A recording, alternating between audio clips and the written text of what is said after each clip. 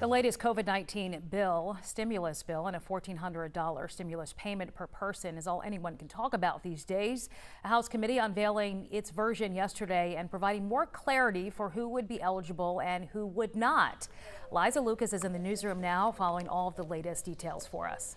Shiva, yes, House Democrats have been busy piecing together their version of a COVID relief plan and unveiling who they think should qualify when it comes to that $1,400 stimulus check. So let's get right to it. I know many people watching are wondering, are you among these groups? Now, though, under the proposal, those individuals who make up to $75,000 and couples who file jointly making up to $150,000 would qualify for the full $1,400 stimulus check.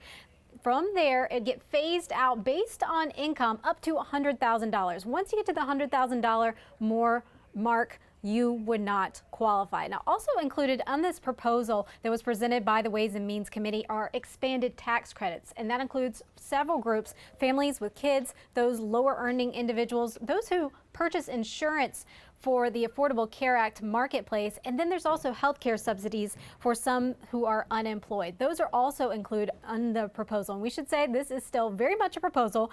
This could all change, but a vote is expected on the proposal later this week. And of course, we'll keep you posted as these details continue to unfold.